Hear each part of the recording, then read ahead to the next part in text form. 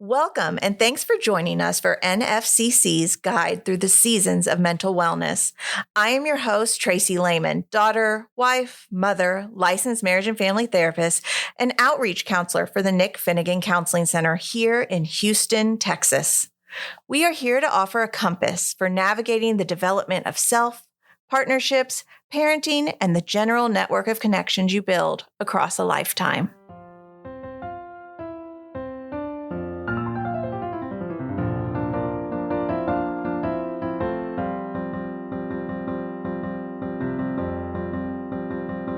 Welcome to today's episode, Coping with Infertility and Grief.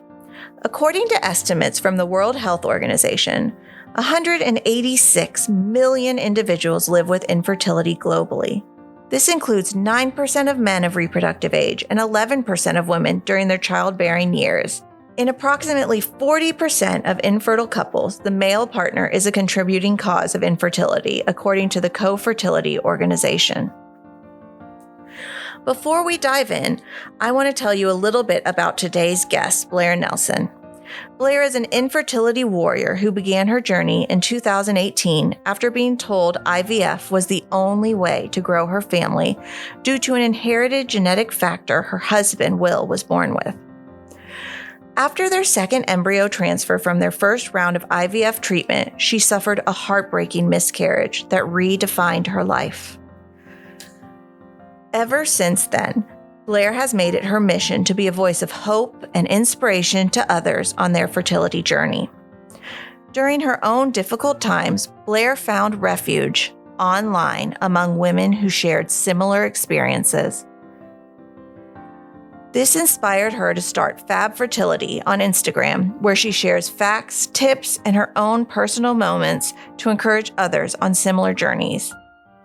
As you can probably guess, FabFertility's audience exploded, and Blair answered the call to grow her brand into a blog and podcast, and beyond, to educate and support anyone seeking to build their modern family.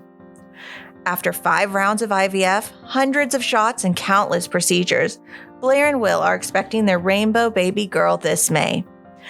I love that happy ending. Thank you so much for being here, Blair. Will you begin by sharing about your journey and telling us why infertility and pregnancy loss is such an important topic for you?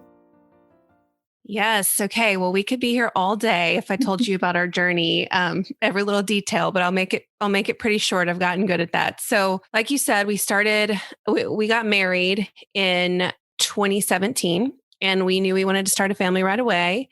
And so we started trying the good old natural way, which is a triggering term in the infertility community, calling it the natural way, but there's really no other term for it. Just, tracking ovulation, having sex, all that fun stuff. Timed intercourse, the romantic timed intercourse. And we were at that for about 6 months, and I'm very impatient. And so I said to Will, I want to go to my OB and just tell her it's not happening. I'm 31. Is there anything we can do? So I went to my OB. I told her what was going on. She didn't seem very concerned. And she said, you're at blah, blah, blah age. You're in good health. There's nothing wrong with you. You haven't had any female reproductive issues in the past, like endo or PCOS or a diagnosis like that. So I really think you should go 12 months before we seek any intervention. So by the time I got to the parking lot, I was already Googling other OBs because that was just not what I wanted to hear. And I knew from, at that point, we're in the childbearing years. So a lot of people are starting to talk about having families and various issues are going through. And I know that some people's doctors were a little bit more aggressive. So I found a doctor that one of my friends had just gone through some fertility treatments with, or she had some issues and been referred by that OB to a reproductive endocrinologist. So I wanted to go to that OB because I knew he was a little bit more aggressive with treatment, and he's a little bit younger. And so I think that with these younger physicians, it's a lot more common for them to be more aggressive with your treatments. And the way of thinking 12 months before you seek intervention is very archaic and outdated. And I think most if anyone's listening and doesn't know that, I don't listen to your doctor if they say that. Anyway, we can get into that later. Yeah. So I ended up going to our OB, who's actually our OB now. And I respect him so much because he ran a couple of diagnostic tests on us. And during those diagnostic tests is when my husband Will kind of piped up and was like, I think I have some sort of medical file on my chromosomes and there's something. And I'm like, yeah, that's probably something we need to know. And so we pull it out, and sure enough, there's this letter on that was written on a typewriter from 1987 talking about how he has a chromosomal, not abnormality, but condition called a balanced translocation, which for those listening that don't know what it means, and you probably don't because it's pretty rare, is that we all have 26 sets of chromosomes, and it means that 2 sets of your chromosomes have completely flip-flopped, like perfectly flip-flopped. So you're a normal person, you're functioning normally. However, when you try to reproduce, more oftentimes than not, they don't flip-flop normally. So if you're able to conceive, you experience a lot of miscarriage. If you carry to term, your child likely dies immediately after you give birth, or it doesn't survive very long. And that's because there's missing chromosome pieces on one of your sets, or there's extra on another, and it's just not viable with life. So a lot of people we were lucky in the sense that we had this diagnosis from before he was even born, but he had no idea what it meant. And I don't even think his parents knew what it meant because they had a healthy baby and that's all they needed to know. No one realized the implications it was going to have on our fertility. So we take this letter to the doctor, get these basic tests run. And I think without even looking at the test results, our doctor said, yeah, you need to go straight to a reproductive endocrinologist. I'm not going to be able to help you. So that's why I love our OB, because he was willing to step away and say, I can't help you, and send us to a specialist. So 8 months into our marriage, we were sitting in front of a reproductive endocrinologist starting IVF. So we went from timed intercourse at home, smiley, blinky faces on the ovulation test, to IVF. So, a lot of people get a ramp up period to IVF. Like they do medicated cycles, they try Clomid, they try an IUI, and then they go into IVF. And we went from 0 to 60. So I don't regret it I don't wish it would have been any different, because it got us to where we needed to be as quickly as possible. And we would have been spinning our wheels had we not had that diagnosis, but it was a lot to take on at once. So to make a very long journey short, we started IVF in June of 2018. Between June of 2018 and May of 2020, we did 5 rounds of IVF. Our first and 5th rounds were the only rounds that produced genetically normal embryos. So when you have a diagnosis like we have, it's imperative that you do IVF so that you can test your embryos to make sure they don't have an unbalanced translocation. So there were 3 rounds of IVF we did that just resulted in 0 normal embryos. Topic for a different day, but it's very expensive. Infertility coverage is terrible. It is something that I'm super passionate about advocating for, both in the workplace and on a legislative basis, because it's just terrible. We had 0 coverage throughout this entire time. Every single cent was out of pocket. And it was very, very financially taxing on top of being emotionally and physically taxing. But with all that being said, our 5th round of IVF, we made 3 normal embryos, and we transferred our 5th one in August of 2020, and she stuck around. And so, yeah, we're due in May. And I'll tell you, like, pregnancy after infertility has been really, really hard. I know you probably have some questions about that, but that's where we're at in a nutshell. Yeah. Yeah. I know your journey's been hard, but I love the fact that your journey starts with, I didn't like the answer my doctor gave me, and I trusted my instincts and went with them, because I feel like so many people just trust their doctors. And I'm not saying doctors shouldn't be trusted, but they're human beings with their own biases. And there's so many times working with parents of children who they're like, something's up with my child and I don't know. So many people who just don't listen to their gut and, end up on a long, crazy, even tragic journey. And so I love that part of your story, to tell people, trust your gut, that you can move this process along, and you can, if you think something might be at play there, then let's look into it. Absolutely. Yeah.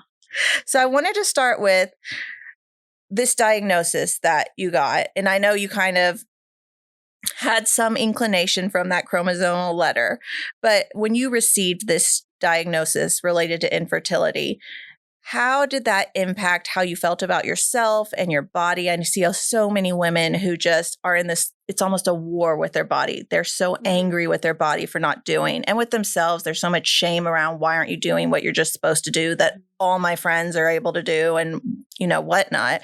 How does that impact you, and how does that impact the relationship?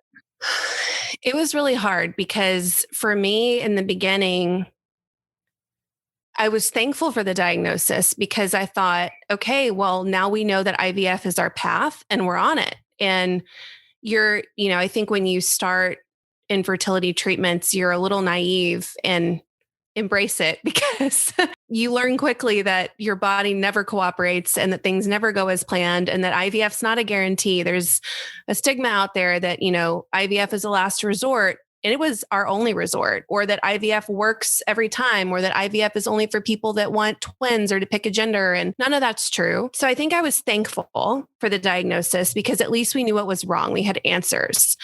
And I just was like, oh my gosh, I'm so glad, because what if we would have just continued to do this timed intercourse in vain, really? I mean, there's no chance that we would have conceived. A very small chance anyway. Like, I think the doctor told us in our consult, it would have taken us 6 years to get pregnant and potentially have a viable pregnancy. 6 years. We haven't even been married 6 years yet. And, it's wild to me. But it was also a challenging diagnosis because it wasn't mine. And I had to go through all the treatment, and it wasn't my body that wasn't cooperating. Mm-hmm. So that was hard on our relationship because there was a little, on hard days when I was feeling really, really bloated or really sore, or, there was a little bit of resentment. I'm doing this because of him. And again, like that, those are in weak moments. That's not how I actually feel. We're a team and we decided we wanted kids, and however we needed to get there is how we needed to get there. And I say that, and I know it was really hard on him. It was very hard for him to give me shot after shot and spend all of this money that we had earned and worked so hard for something that was wrong with him. Mm-hmm. However, I just kept telling him, this isn't like a problem you have because you were a drug user, or, this is a problem that you were born with. Like, this isn't that you didn't do this to yourself. And so there was a lot of guilt that he still has, that he carries around. And it was really hard on our relationship. But as we got it further into our journey, it was clear that it wasn't just his body that was the problem, because we made normal embryos our first round, and I had a miscarriage, and I had 3 perfect embryos that didn't implant in my uterus. So clearly we had to turn the microscope over on me for a second and say, what is wrong with Blair? Is there an egg quality issue now? Like, once we started getting failed rounds of IVF, is there an egg quality issue? Is there repeat implantation failure is a diagnosis I got. Not repeat pregnancy loss because I only had 1 miscarriage, but I did have. So then, and would tell you this, then all of a sudden, when that happened, it was almost like we were even more unified, because it was like, all right, we both have something, that an issue we're bringing to the table that we have to work through together. And it's not just one person's diagnosis over another. But I remember 2 of my best friends sat me down after our second failed round of IVF. And they were like, we're not like worried about you and Will like making it through this, because clearly y'all are strong, but this is a lot. And we really think y'all should go to therapy. And, you're having a hard time, and you're emotional, and this is heavy, and y'all should consider it, because I think they were both in therapy at the time, and they're huge proponents of it, as am I. And Will was going to his own therapy, and so was I, but we weren't going together. So we started going to see an infertility, a therapist that specializes in couples infertility. So very specific, very niche. And she has been a godsend, because we know that we have reserved time and space to talk about the hard stuff, to talk about, well, if this next round doesn't work, are we open to donor stuff? Are we open to adoption? Like all these conversations that you don't just want to have at the dinner table or on a date, we had time for. And we also couldn't get up and walk away mad. We had to sit there and have the conversation and have someone help facilitate it, which I think was so important. So our relationship is stronger than ever. It's definitely been a roller coaster. We've had terrible times. But for the most part, the trials and tribulations have brought us closer together, and therapy helps. Yes. Thank you for saying that. Yes. No, but it's so true. I was going to ask that actually next about how y'all coped as individuals and as a couple with this whole journey, this whole process. And then I was thinking as you were telling your story, even when you were like, it would take 6 years of us trying the old fashioned way. And I'm like, and with what you mentioned about the translocation, how much grief and tragedy and trauma y'all would likely have to endure in that. And so I am so thankful again that you trusted your gut and were able to, get ahead of this, so that you didn't have to endure as much, as somebody who just listened and was like, okay, I guess we'll just keep trying. Yeah. And I just love that. And I love how that's led you to advocacy and passion. But I'm so glad that you mentioned going to therapy. What kind of tools have you two developed from therapy that has helped y'all during the ups and downs of this, the highs and lows? I would say the main tools have been, when we started therapy, we didn't understand each other's coping mechanisms. Will didn't understand that it was cathartic and healing for me to share our journey. When I started my account, I started just in a dark place. I started my account because I wanted to find support from other women who had gone through it, because I think when you're going through infertility, it feels like you're the only one. And sometimes you are the only one in your immediate group, which I was at the time.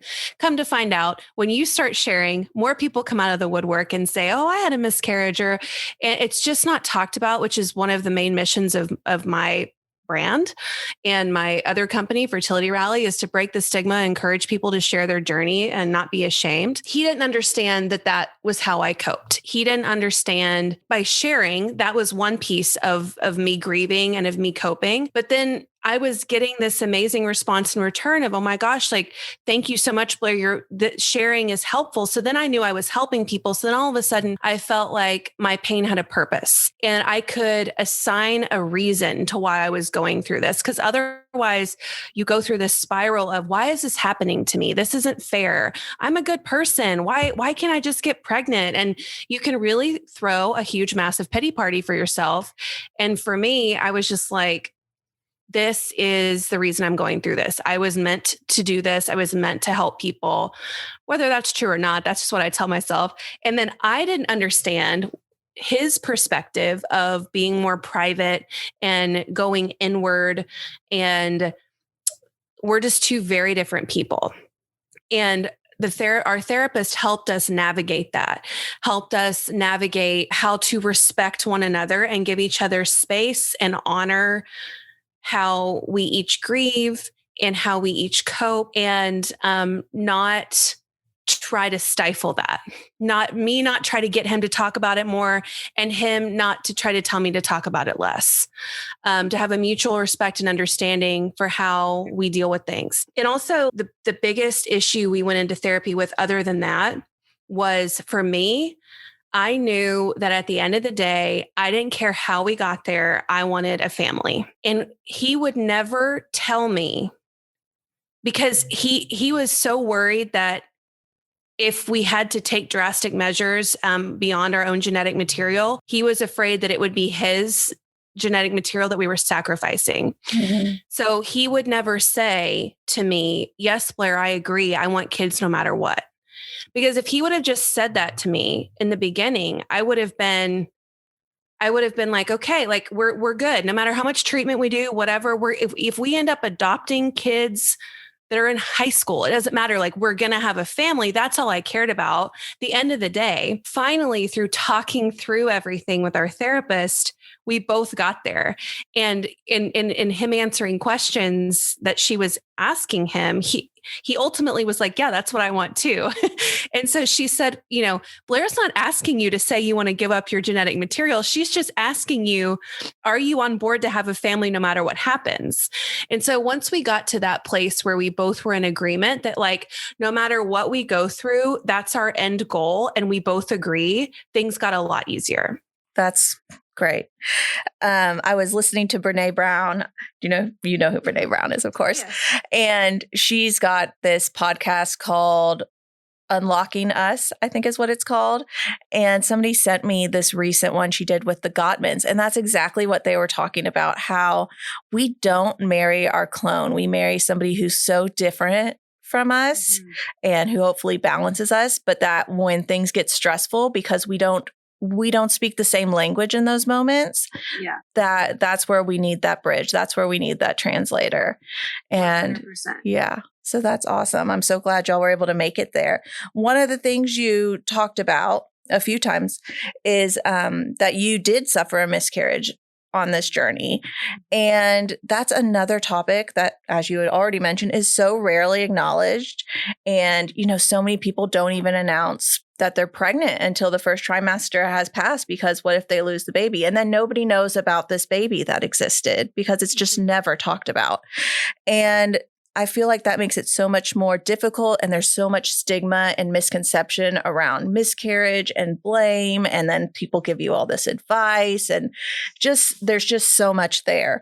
And so can you share a little bit about your loss story and how you were able to cope, and what you would want people out there who have maybe been suffering in silence through multiple miscarriages or one miscarriage, or, any type of loss related to fertility, what would be helpful for them to hear?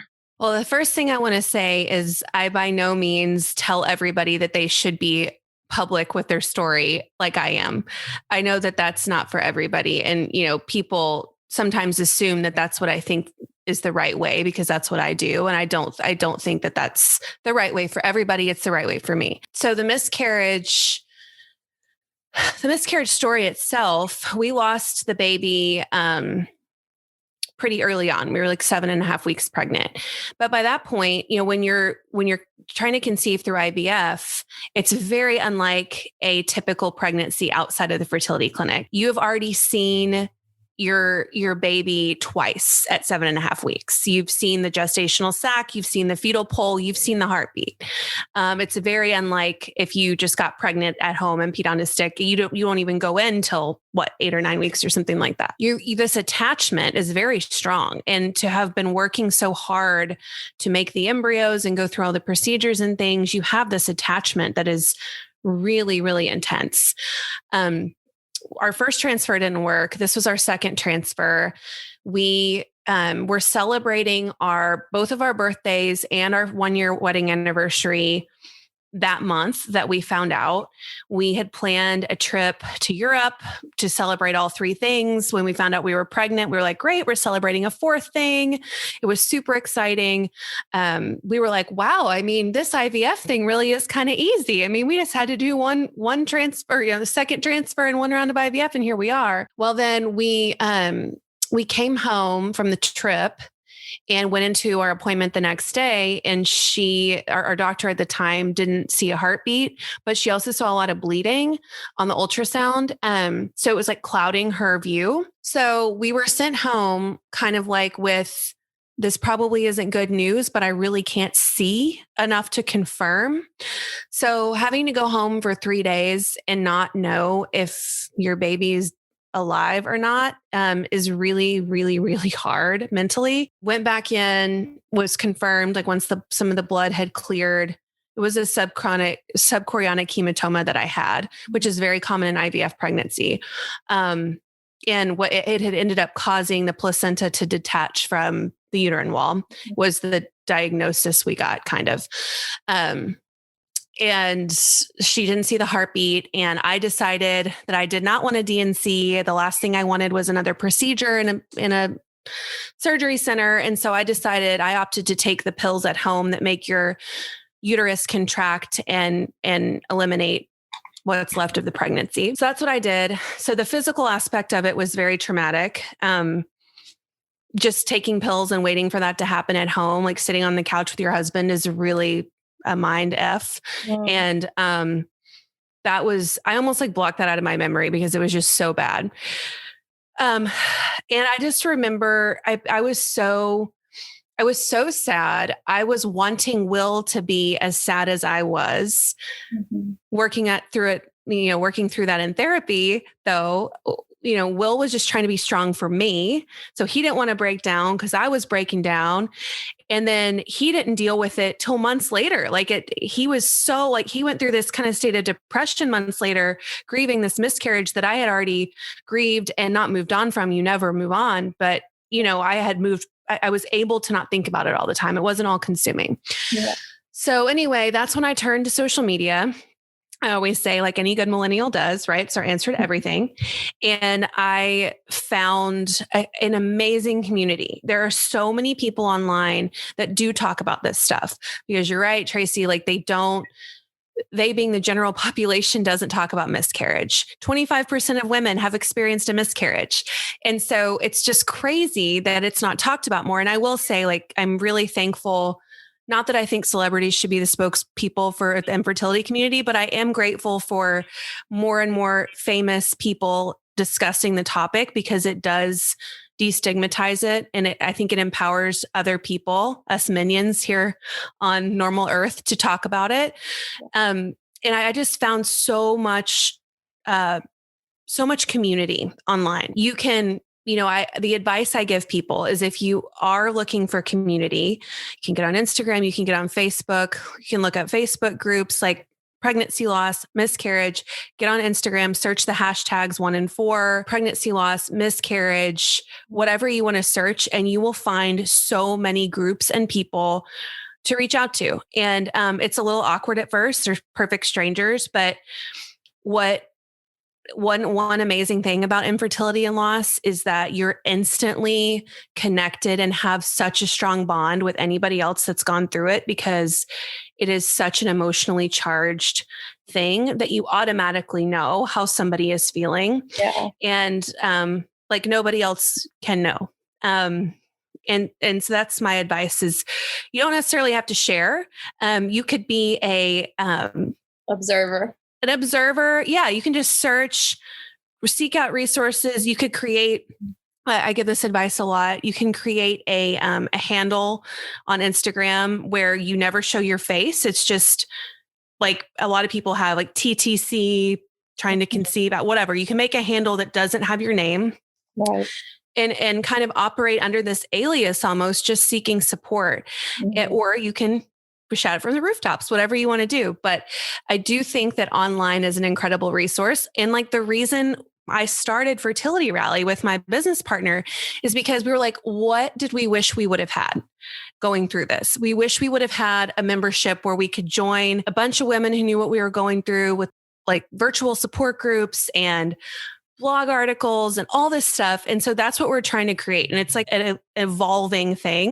Yeah. And you guys did that conference. That was the things you showed on your Instagram about it. It was just amazing. Just the people speaking. I remember sending it to people I knew who were on their own journey or dealing with their own infertility diagnosis, and just these amazing topics and speakers. I think there was even one that I got to watch and I can't even remember, but it was so powerful and moving. And I do think this community you've built is so powerful and needed, because one of the things that keeps coming to mind as you're talking is as a therapist, when somebody comes into your office, you know this because you've gone to therapy, the first session is really tell me everything, give me the whole bowl of wax, everything. And a lot of people will tell me about, a lot of women and couples will tell me their pregnancy journey, tell me how many kids they have, and they'll mention a miscarriage, but it's almost like a footnote.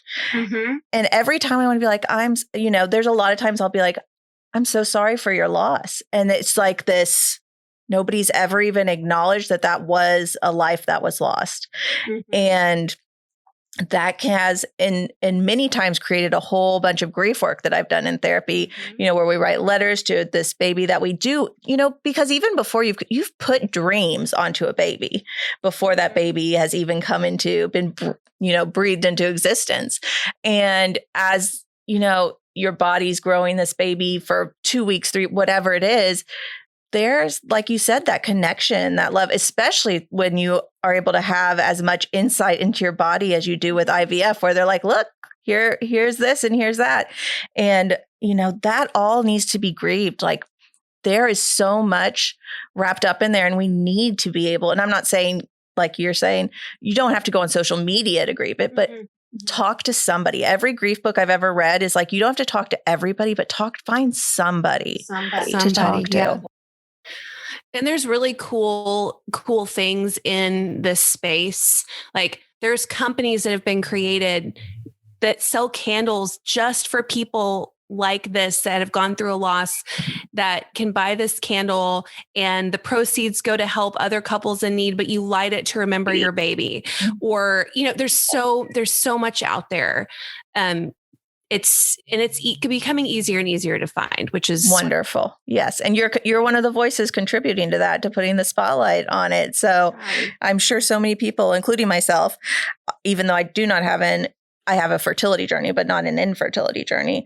But even myself, I'm so thankful that you have created that voice out there. Now, one of the things, because now you're pregnant and that has changed, and I've seen you, I follow you on everything. But I've watched you be very careful navigating your pregnancy on FabFertility on your Instagram account, and being just very careful about, like, this is my pregnancy content coming up. So it's like a trigger warning for you.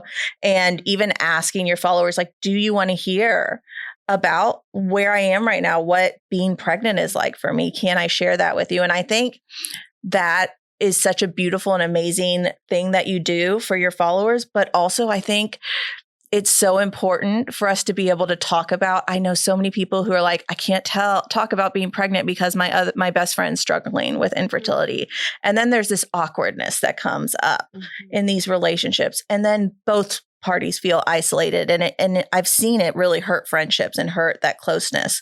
And so what advice would you give to people who aren't struggling, with infertility, who were able to get pregnant and are able to start their family a little easier with a little less legwork and financial work and all those other things? How do you suggest they navigate it? What do they need to know so that they don't destroy their relationships in the process? It's so incredibly hard. So to answer this recent question, my best friend has 3 kids. She has had no problems getting pregnant. All of these pregnancies were amidst, well, not the first one, but the second 2 pregnancies were amidst my infertility struggles. And I remember when she got pregnant with her second baby, she called me and almost apologized. And I was like, are you serious? Are you kidding me? Like, you can't apologize because this is working out for you. But she felt so much sadness for me that she was just like, she couldn't wrap her head around why it was easy. I'm doing air quotes, easy for her and hard for me. Right. Okay. And it's a hard situation. And the advice that I can give and what's worked for me is, first, what I've appreciated from my fertile friends is that they don't cut me out of their life when it comes to their children.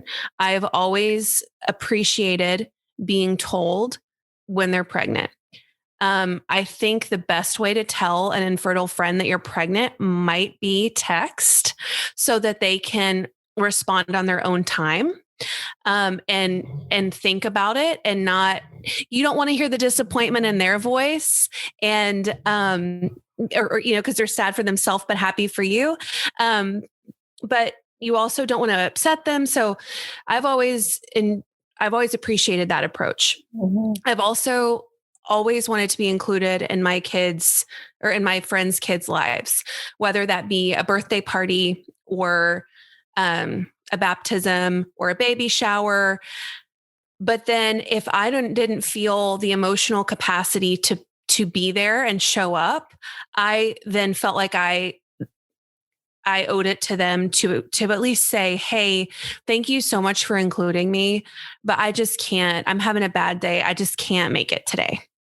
And I think if you keep the lines of communication open and let your friends, your fertile friends know, hey, please don't shut me out. I already feel isolated enough going through this, and I want to be included, but just please know there might be some times where I can't show up the way that I would really want to show up. And for, if you're a friend listening to this who have friends going through infertility, my advice would be avoid the well, at least, and the unsolicited advice, and well, try this, or if you just relax, or if you just go on a vacation, or all this. Don't say any of that, because you don't know if that will be what they need to hear.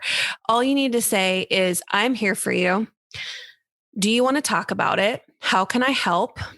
And, or you're strong, or you're going to get through this.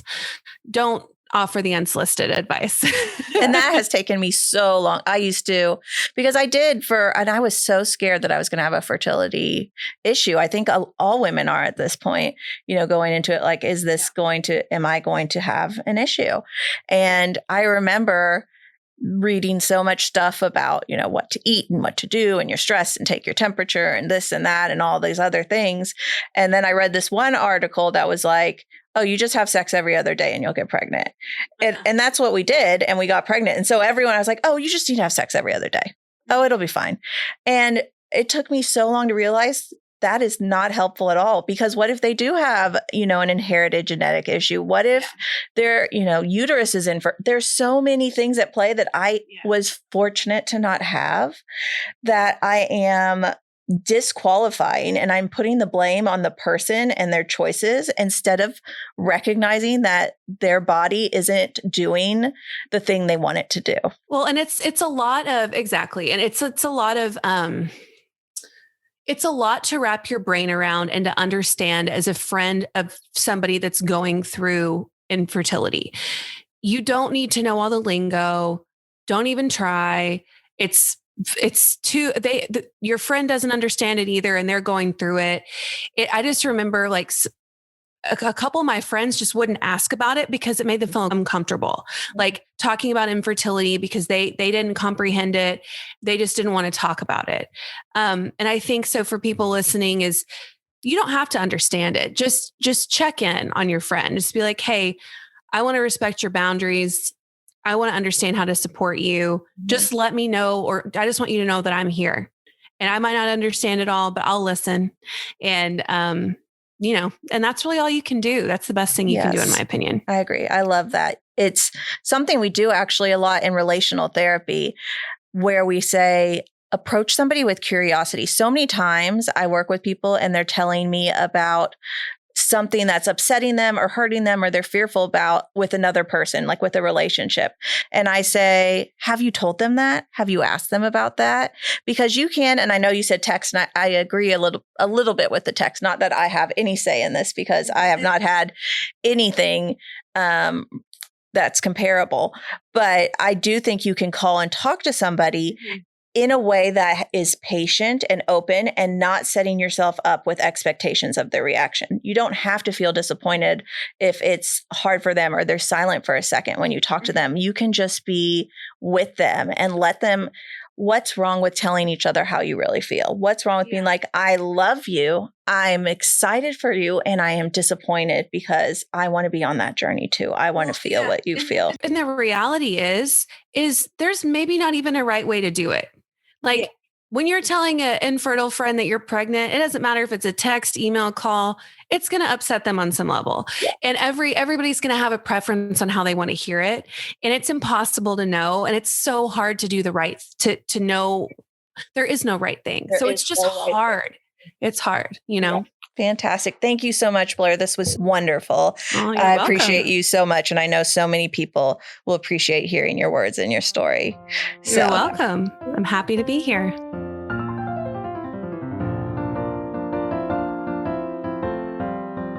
Thank you for listening.